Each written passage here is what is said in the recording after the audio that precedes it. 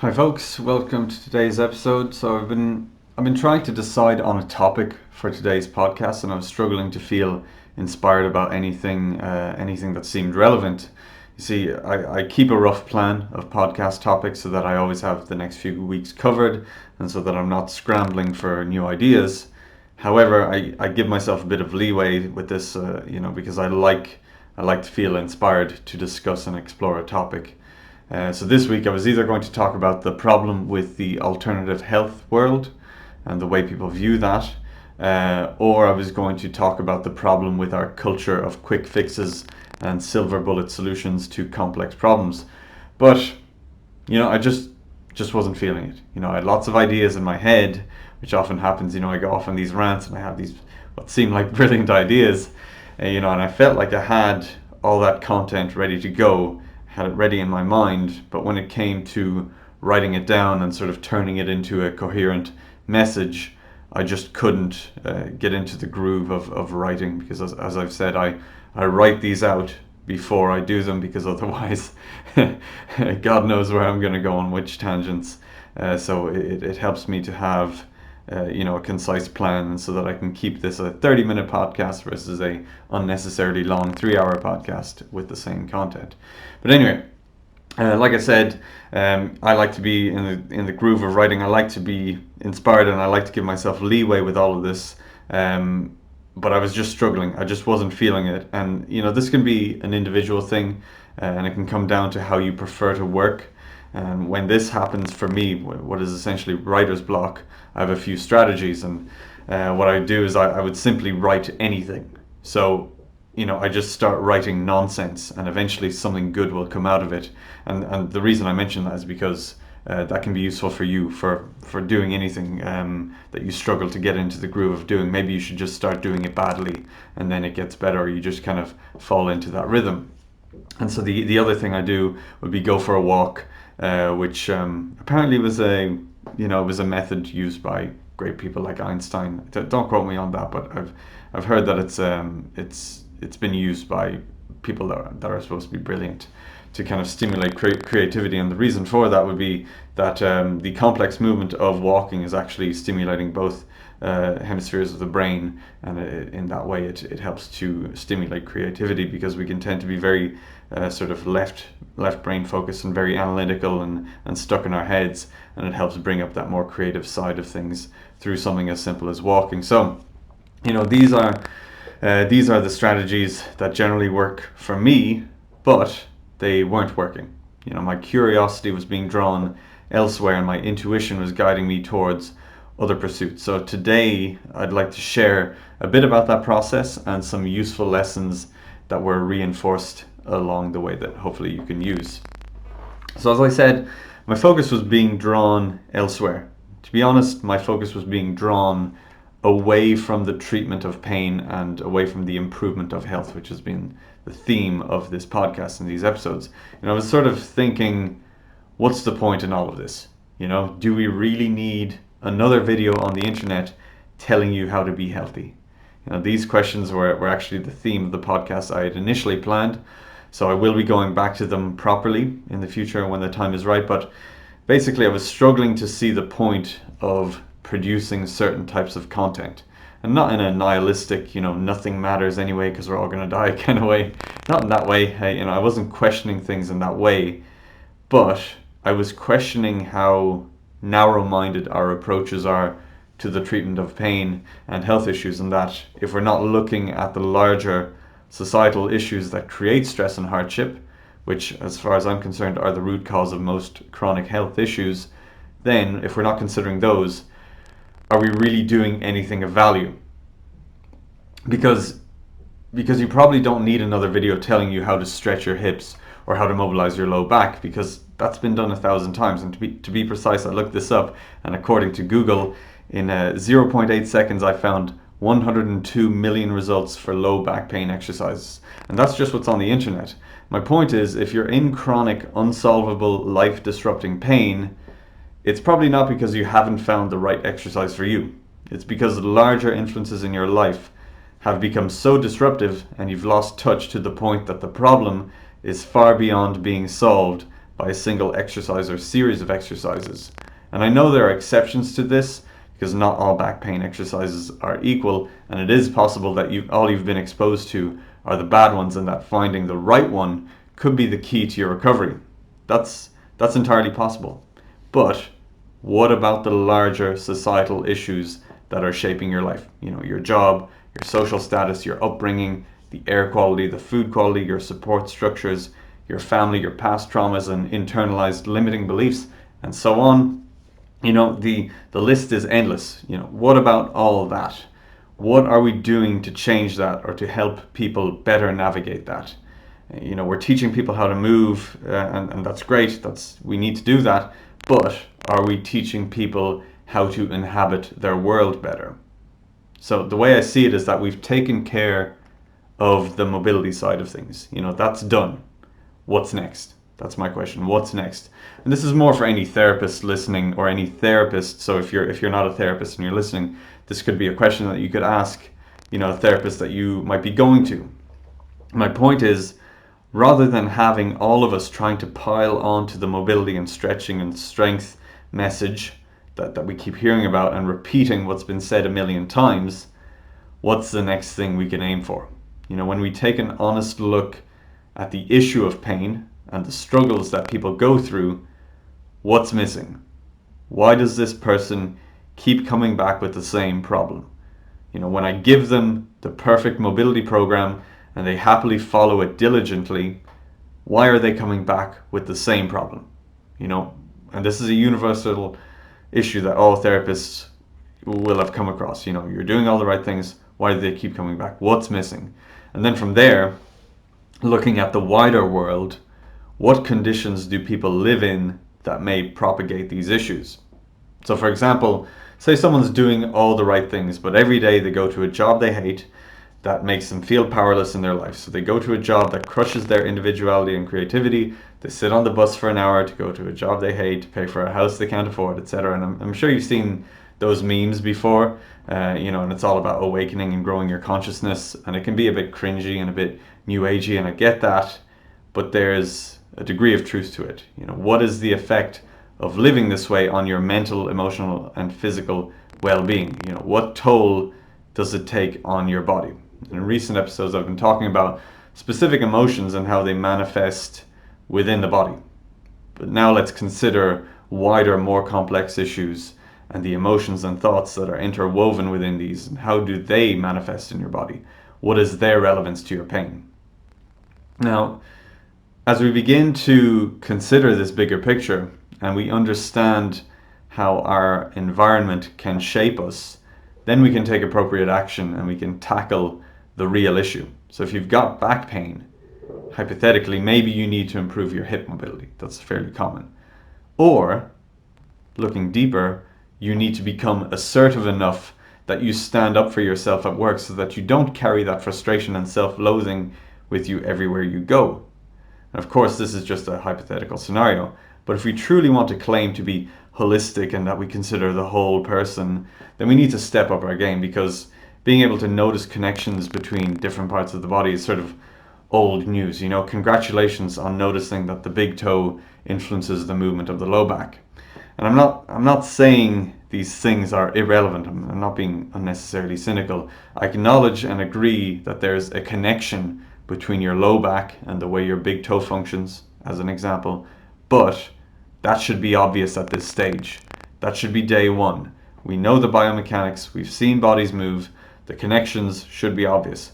So maybe we'll keep that knowledge, that works, that's effective, but let's start aiming for bigger and better things rather than, trying to be, the therapist who's like, hey, I can spot connections between your big toe and your low back. Okay, cool, that's obvious, let's move on. So with all this in mind, you might consider the greater context of your life and your environment. So what are they like? What forces shape you and nudge you in certain directions? What forces and circumstances are draining you of your spirit, so to speak? What aspects of your life are taxing? Which of these, essentially serve no purpose? Because some things need to be taxing, and that's just life, and that's fine. But which of these could you realistically change and what would need to happen for you to change them. So that's the big question. Do you need to change something in yourself? Do you need to be the more assertive person? Or do you need to place yourself in a more supportive environment? So do you need a different job? Do you need to follow your dreams or whatever it is? So don't worry, I've included all of those questions in the resources section of this episode. So please take the time to consider them and see what comes up for you. Now, as we begin to wrap up, I'm not sure if it's noticeable to you, but I set out on this podcast with a completely different aim in mind. And as I talked about my lack of inspiration and the topics that I had intended to write about, but had not been able to, I actually slowly slipped into a stream of coherent thoughts. And this isn't what I had set out to do, but it's consistent with the message that I hope to convey. And that message is, sometimes you need to be flexible with yourself and you need to honor what your body is telling you. So I have a schedule that I like to follow. I have deadlines for creating specific pieces of content so that I can keep things structured and I can get my work done without getting overwhelmed. And I can, fit this into my life, producing, say, one podcast a week. So that's my goal. However, this work it's creative, and sometimes it's hard to put strict parameters on creativity. And while I think it's important to set standards for yourself and to be true to your word, you need to have the You need to have the flexibility, insight, and compassion to let yourself deviate from the plan.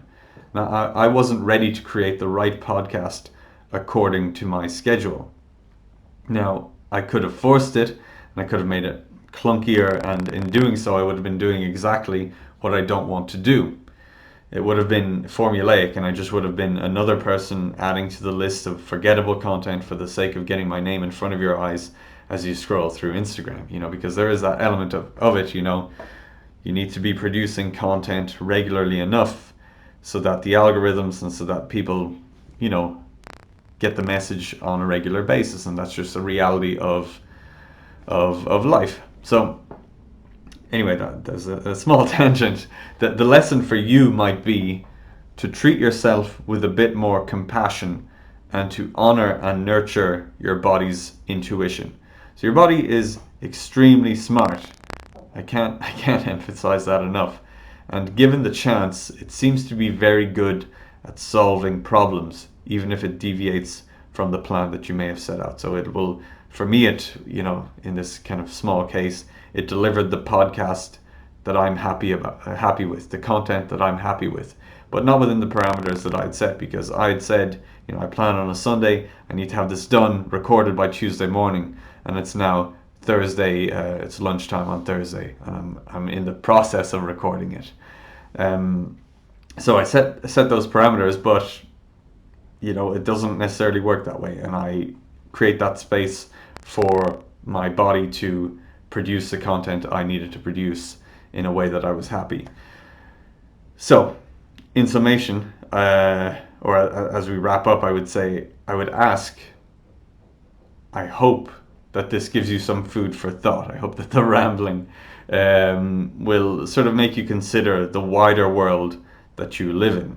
And if you're doing all the right things and you're not getting better, you may consider the environment that you live in and your ability to navigate through it productively. And that's really who the target audience is for this podcast. It's you, the listener, someone who you're engaged with your health, you're doing all the right things, you're following the Instagram people who tell you what to do. You do the stretches, you do the mobility, you get your sleep, but you're not getting better. So you're doing all the right things, but you're not getting better. So what's missing? And that's what I'm interested in, because we've sort of covered all that stuff to death. Hip mobility, I'll gladly do a video on hip mobility, but I don't think you need another person showing you how to do hip mobility.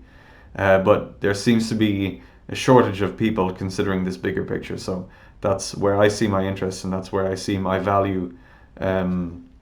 That's where I see my value. So hopefully you can understand that, and perhaps you're because my name is the back pain coach, and you're thinking maybe you should be sharing back pain stretches all the time. That's just to clarify why I just don't really bother with that. I've done a lot of that, and it's there in my YouTube, and you can go back and you can go back into the Instagram, and it's all there. So it's not that I'm ignoring it, it's just that that's been done, and there's a million other people doing that, and some of them doing it better than I can, and that's fine.